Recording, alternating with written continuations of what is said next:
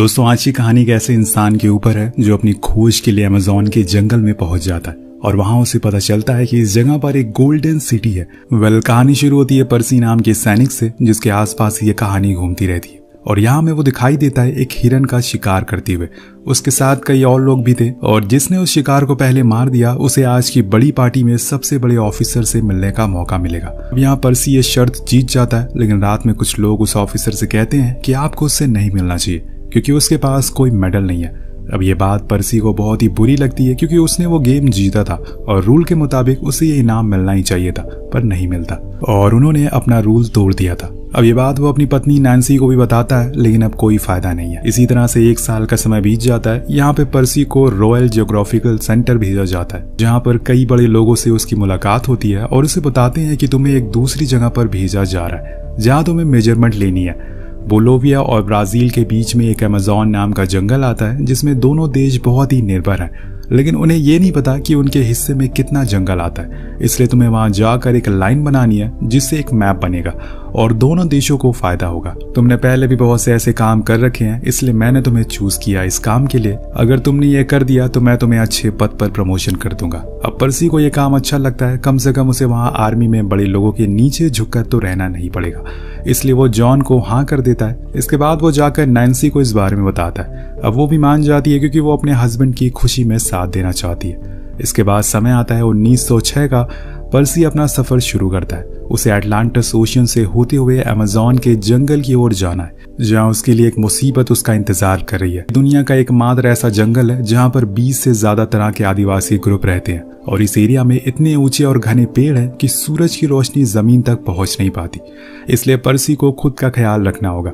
यहाँ उसे लगता है कि शायद उसका कोई पीछा कर रहा है, इसलिए वो चौकन्ना हो जाता है और आखिर में वो उस आदमी को पकड़ लेता है। जाकर वो आदमी अपना नाम हेनरी बताता है और कहता है कि मैं भी सेना में था, लेकिन मुझे वहां से तुम्हारे बारे में पता चला कि तुम इस मिशन पर जा रहे हो और मैं भी तुम्हारे साथ आना चाहता हूँ। और इसी तरह से 7 महीनों के बाद वो आखिरकार अमेज़न की धरती पर कदम रखते हैं और चंद ही पलों में उनकी मुलाकात कुछ खतरनाक सांपों से हो जाती है, जिनके काटने पर इंसान चंद सेकंड में मर सकता है। बड़े ही देर बाद वो लोग एक इंसानी बस्ती में पहुंचते हैं। असल में ये जिस जगह पर खड़े हैं वो बैरन नाम के कारोबारी के अंडर आती है जो रबर का कारोबार करता है। इसलिए पर्सी उसे कहता है कि हम लोग ब्रिटिश आर्मी की तरफ से आए, हमें यहाँ पे एक लाइन बनानी है जो बोलीविया और ब्राजील को अलग कर देगी, जिससे आपको भी फायदा होगा। अब वो आदमी मान जाता है और अपने आदमियों को उसके साथ भेज देता है और कुछ सामान भी देता है और वो कारोबारी अपना एक गुलाम आदिवासी को भी इनके साथ भेजता है, जिसको इस एरिया के बारे में काफी जानकारी थी। वो पर्सी को बताता है कि आपको जिस जगह पर जाना है वहाँ का रास्ता एक नदी से होकर गुजरता है और इसीलिए हमें इस नदी को पकड़कर आगे बढ़ते रहना होगा। पर्सी को उसकी बातें सही लगती है, इसलिए वो फिर एक राफ्ट बनाते हैं और उसी नदी के सहारे से चलते रहते हैं। ऐसे ही कई दिन बीत जाते हैं और हर रात उसी नदी के किनारे बिताते हैं। अगले दिन पर्सी को उसकी बीवी का खत मिलता है, जिससे उसे पता चलता है कि वो अब दोबारा से बाप बन गया है। उसे एक बेटा हुआ है और ये जानकर वो बेहद खुश होता है कि कम से कम इस जंगल में उसे कुछ तो खुशी मिली है। वो थोड़ा और आगे बढ़ते हैं और तभी उन्हें एक जर्मन बोट दिखाई देती है जिसके अंदर एक इंसान भी बैठा हुआ था। वो उन्हें आवाज लगाते हैं पर वो कुछ जवाब नहीं देता। अब पास जाने पे उन्हें पता चलता है कि उस आदमी को तो आदिवासियों ने अंदर से खा लिया है, बस उसका ऊपर का ढांचा वहां रख दिया है ताकि जो भी यहाँ पर आए वो रुक जाए और वो लोग भी शिकार कर ले। मतलब दोस्तों, ये एक ट्रैप था और ये उसमें फंस जाते हैं और तभी चारों ओर से तीर चलना शुरू हो जाते हैं, जिसमें इनके एक साथी भी मारा जाता है। अब यहाँ 2 लोग पानी में कूद जाते हैं और साथ में पर्सी भी, पर तभी सारी पिराना मछलियां आ जाती हैं और उन्हें नोच नोच कर खाना शुरू कर देती हैं। लेकिन सही समय पर पर्सी जैसे तैसे खुद को बचा लेता है और ऊपर आ जाता है, लेकिन जब वो अपने साथी को ऊपर खींचते हैं तो वहां पर कुछ नहीं मिलता। अब इन्हें समझ आ गया था कि ये जंगल कितना खतरनाक है। कुछ देर और चलने के बाद वो गुलाम आदिवासी कहता है कि जिस झरने के पास आप लोग जा रहे हैं उसके पीछे बहुत ही घना जंगल है और वहीं एक सोने का शहर है जिसे ढूंढने के लिए यहाँ पर कई लोग आए थे, लेकिन कभी वो वापस नहीं जा पाए क्योंकि उन्हें उस सोने की चमक के आगे कुछ दिख ही नहीं रहा था। लेकिन ये बातें पर्सी नजरअंदाज कर देता है, उसे ये सिर्फ एक कहानी लगती है। लेकिन जैसे जैसे दिन बीतते जा रहे थे इन लोगों के लिए मुश्किलें और बढ़ती जा रही थी क्योंकि इनका खाना खत्म हो रहा था और इसी को लेकर इनके बीच में लड़ाई भी होना शुरू हो जाती है। लेकिन पर्सी सभी को शांत कराता है। तभी वो आदिवासी उन्हें बताता है कि हम अपनी मंजिल पहुंच गए। इनका साथी हेनरी वाटरफॉल को देखकर बहुत ज्यादा खुश होता है। उसके पास जाकर चिल्लाना शुरू कर देता है क्योंकि आज तक उसने इस जगह के बारे में सिर्फ सुना था, पर आज उसने देख भी लिया। अब इसके बाद वो लोग शिकार करने में जुट जाते हैं ताकि आज का दिन का खाने का जुगाड़ हो सके। उधर पर्सी मेजरमेंट ले लेता है और अपने काम को पूरा करता है, लेकिन बीच बीच में उसे कई जगहों पर कुछ निशान मिलते हैं जो किसी रिचुअल की ओर इशारा कर रहे थे। एक जगह पर उसे कुछ मिट्टी के बर्तन और गॉडेस की मूर्ति भी दिखाई देती है, जिसे देखकर वो समझ जाता है कि उस आदिवासी की बात में जरूर कुछ न कुछ सच्चाई है।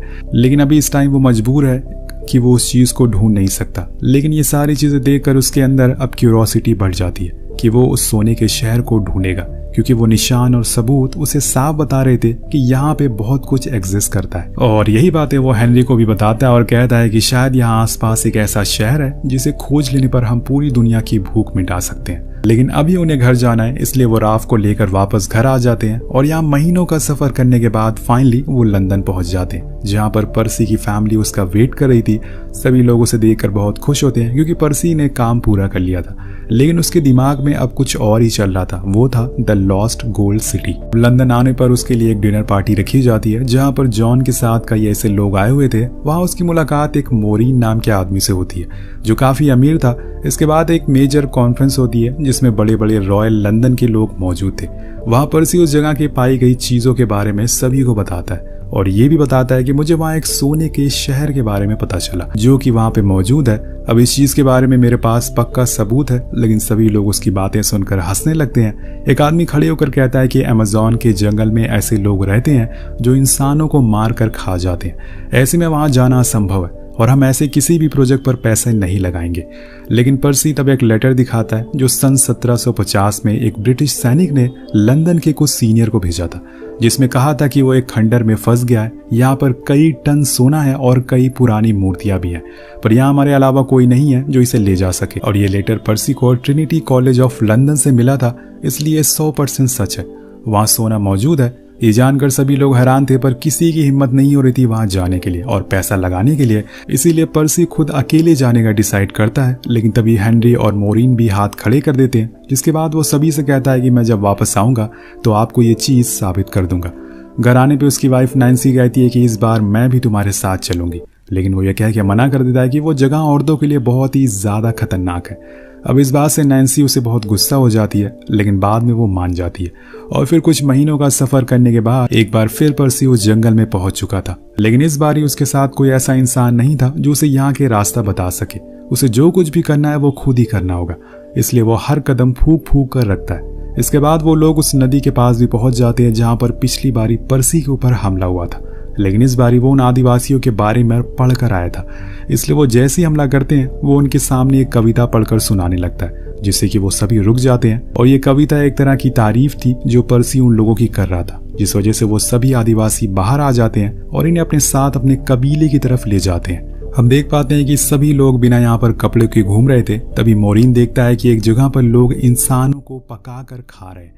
तभी पर्सी उसे बताता है कि कबीले के लोग यहाँ मानते हैं कि अगर कोई इंसान मर जाए तो उसको खाने के बाद उसकी आत्मा को शांति मिलती है। इसके बाद पर्सी जाकर सरताज से मिलता है और उन्हें बताता है कि हम लोग यहाँ पे सोने के शहर को ढूंढने के लिए आए। क्या आपको इस बारे में कुछ पता है?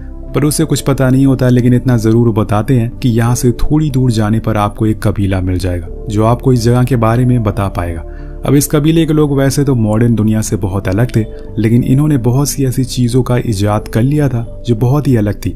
जैसे कि इनके पास एक दवा थी जिसे पानी में डालते ही मछलियाँ अपने आप ऊपर आ जाती थी और ये उन्हें पकड़ लेते थे। अब ये सब देखकर पर्सी की क्यूरियोसिटी और बढ़ जाती है। इसके बाद वो लोग फिर से आगे बढ़ना शुरू करते हैं, लेकिन यहाँ मोरीन को हम देखते हैं जो जंगल के किसी कोने पर गिरा पड़ा मिलता है।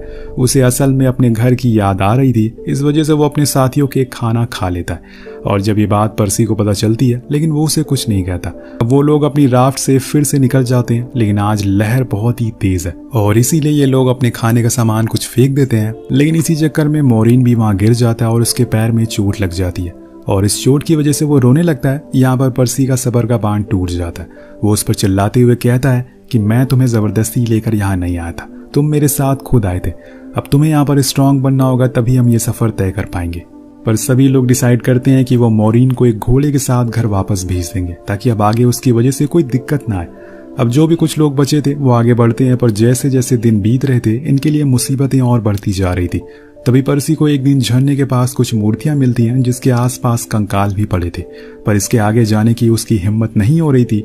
अब जो भी कुछ खाने पीने का सामान था सब खत्म हो गया था, जो सामान बचा था वो खराब हो गया था। इसलिए पर्सी को अब पता चल चुका था कि उसे घर जाना पड़ेगा, लेकिन वो मंजिल के बहुत ही करीब था, पर अगर वो बिना सप्लाई के आगे गया तो मारा जाएगा। इसलिए वो वापस मुड़ जाता और महीनों के सफर के बाद फिर से अपने घर वापस आ जाता है, जहाँ पर वो अपनी फैमिली से मिलता है और बहुत ही खुश होता है। उसका बड़ा बेटा ब्रायन अब थोड़ा बड़ा हो गया है, इसलिए वो उससे काफी बातें शेयर करता है और उसे जंगल की कहानी भी बताता है। अब कुछ दिनों बाद उन्हें रॉयल जियोग्राफिकल सेंटर बुलाया जाता है, जहाँ पर कई बड़े लोग बैठे हुए थे, जिसमें मॉरिन भी था। वो सभी से कहता है कि इन लोगों ने मुझे वहां मरने के लिए छोड़ दिया और इसीलिए इन्हें मुझसे माफी मांगनी चाहिए और ये मान लेना चाहिए कि वहां पर कोई भी सोने का शहर नहीं है। लेकिन पर्सी ऐसा नहीं करता। वो कहता है कि आपने हमारा सारा खाना खा लिया और वहां पर बच्चों की तरह रोने लगे और इसीलिए मेरे साथी नाकामयाब हो गए, वरना हम कुछ ही दूरी पर थे, लेकिन तुम्हारी वजह से हमें वापस आना पड़ा। अब यहाँ उसे एक और बात पता चलती है कि ब्रिटिश आर्मी ने उसे बुला लिया है, क्योंकि अब वर्ल्ड वॉर शुरू हो गया। अब सभी को आर्मी में जाना है, लेकिन ब्रायन उसका बेटा उस पर बहुत चिल्लाता है और कहता है कि आप हमें फिर से छोड़कर जा रहे हैं, आप कभी हमारे साथ नहीं रहते।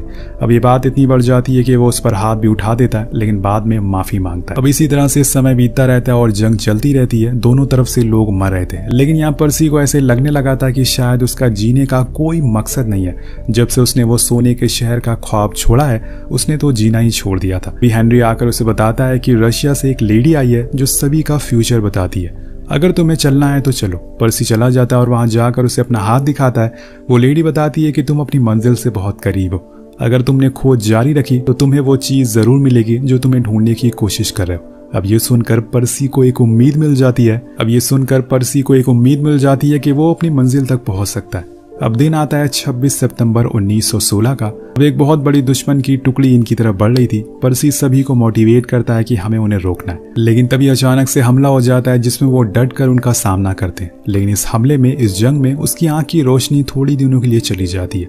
ये जानकर उसकी वाइफ और उसके बच्चे बहुत ही उदास हो जाते हैं और कुछ ही दिनों बाद वो रिटायरमेंट भी ले लेता है। अब थोड़ी दिनों बाद उसकी रोशनी भी आ गई थी। एक दिन पर्सी के घर पर कुछ अमेरिकन आते हैं जो कहते हैं कि आपकी खोज ने पूरी दुनिया में तबाही मचा दी है। हम वहां पर अपनी आर्मी और एयरक्राफ्ट लेकर जा रहे हैं ताकि उस जगह को ढूंढ सके, लेकिन पर्सी मना करता है। इसके बाद वो जाकर अपनी बेटी ब्रायन से मिलता है और उसे वही ब्रेसलेट गिफ्ट करता है जो उसे उस कबीले के सरताज ने दिया था। उसका बेटा ब्रायन कहता है कि अगर ये अमेरिकन वहां पहुंच गए तो उस जगह को बर्बाद कर देंगे, उससे पहले ही हमें वहां जाकर उस जगह को ढूंढना पड़ेगा। हम दोनों इस बार साथ चलते हैं। पर्सी को यह जानकर बहुत खुशी होती है कि उसका बेटा उसका सपना पूरा करना चाहता है, इसलिए वो दोनों जाकर नैन्सी से बात करते हैं। अब वो नहीं चाहती कि वो दोनों फिर से अपनी जान खतरे में डालें, लेकिन अपनी बेटी की खुशी के लिए वो मान जाती है। अब दोनों प्रेस कॉन्फ्रेंस करते हैं ताकि कोई बड़ी कंपनी इन्हें स्पॉन्सर कर सके, और इसमें एक अमेरिकन बिजनेसमैन इन्हें स्पॉन्सर करने को राजी हो जाता है। जिसके बाद पर्सी जाकर जॉन से मिलता है और कहता है कि आपने ही मुझे वहां सबसे पहले भेजा था और इसके लिए आपका बहुत शुक्रिया। वो उन्हें एक कंपस दिखाते हुए कहता है कि अगर मैंने उस जगह को ढूंढ लिया तो मैं आपको एक कंपस किसी के हाथ यहाँ भिजवा दूंगा, आप समझ जाना कि मुझे मंजिल मिल गई है। इसके बाद दोनों बाप बेटे निकल जाते हैं अपने इस सफर के लिए और महीनों के बाद पहुंच जाते हैं अमेज़न के घने जंगलों में, जहां पर वो धीरे धीरे करके आगे बढ़ना शुरू करते हैं। तभी पर्सी नैन्सी को एक लेटर लिखता है जिसमें उसने बताया था कि वो अब पहुंच गया है और धीरे धीरे आगे बढ़ रहा है। यहाँ के कबीले के लोग उसकी मदद कर रहे हैं और उनका बेटा भी बहुत ही बहादुर है, वो किसी भी चीज से डरता नहीं। और हाँ, ये मेरा आखिरी लेटर होगा। इसके बाद इनके साथ जो भी कुछ लोग थे वो अब घर जा चुके थे। अब यही दोनों अकेले बचे थे जो आगे बढ़ रहे थे। तभी उन्हें सामने कुछ कबीले के लोग दिखाई देते हैं जिससे पर्सी बात करने की कोशिश करता है। वो लोग इनकी बात नहीं सुनते और इन्हें मजबूरन वहां से भागना पड़ता है, लेकिन आगे जाकर इन्हें एक और कबीला मिल जाता है और ये दोनों भी उन कबीलों के बीच फंस जाते हैं। दूसरे कबीले वाले लोग इन्हें पकड़कर अपने साथ ले जाते हैं और आपस में बात करते हैं इनकी आत्मा को अब एक नया घर दे देना चाहिए। तब पर्सी अपने बेटे से कहता है कि बेटा डरना मत, तुम्हें कुछ नहीं होगा, ये लोग काफी अच्छे हैं और हमें कुछ नहीं करेंगे। अब देर रात हो जाती है और वहीं उन्हें बैठा कर रखा जाता है। रात होने पर पर्सी कहता है कि बेटा मुझे तुम पर बहुत गर्व है, तुम यहाँ पर मेरे साथ आए हो। अब इसके बाद वो आदिवासी उन्हें कुछ पीने का सामान देते हैं, जिसके बाद ये लोग बेहोश हो जाते हैं और इन्हें फिर उठाकर कहीं ले जाया जाता है। पर्सी के दिमाग में उसकी बीती सारी जिंदगी आ रही थी। उसे पता था कि आज उसका आखिरी दिन है और ये लोग उसे और उसके बेटे को मार देंगे। उधर कई साल बीत जाते हैं और नैन्सी अब बूढ़ी हो चुकी है, पर अभी तक वो दोनों लौट कर नहीं आए। इसलिए वो जॉन के पास जाती है और उनसे कहती है कि वो अभी तक लौट कर क्यों नहीं आए। वो बताता है कि हमने बहुत से लोगों को उन्हें ढूंढने के लिए भेजा, लेकिन वो लोग भी लौट कर नहीं आए, शायद वो वहीं गुम हो चुके हैं। और ये सुनकर वो रोने लगती है और बताती है कि मेरे पास एक ब्राजीलियन आदमी आया था और उस आदमी ने बताया कि उसने उन दोनों को उन आदिवासी लोगों के साथ देखा था और फिर उसने मुझे एक कंपास दिया। जब उस कंपास को जॉन देखता है तो शॉक होकर खड़ा हो जाता है, क्योंकि जाने से पहले पर्सी ने कहा था कि अगर उसे वो गोल्डन सिटी मिल गया तो वो किसी के हाथ ये कंपास उस तक पहुंचा देगा। यानी कि दोस्तों उसे वो सिटी मिल गया है, लेकिन जैसे कि उस आदिवासी ने कहा था कि जो भी उस सोने के शहर की चमक को देखता है वो कभी वापस लौट कर नहीं आता, तो शायद यहाँ भी वही हुआ होगा या फिर उन दोनों की मौत हो गई होगी। नैन्सी ने पूरी जिंदगी बस उन्हीं के इंतजार में गुजार दी। अब 21 सेंचुरी में कई सारे आर्कियोलॉजिस्ट ने अमेज़न जंगल में कई ऐसे 1000 साल पुराने ब्रिज, घर, टेम्पल पाए जो पूरी तरह से गोल्डन के थे, जो कि उसी तरफ इशारा कर रहे थे कि पर्सी की बात सच थी। आपको क्या लगता है कि पर्सी को वहां सोने का शहर मिला होगा या फिर उन आदिवासियों ने उसे मार दिया? नीचे कमेंट करके जरूर बताएगा। मिलते हैं अगली वीडियो में। Peace out.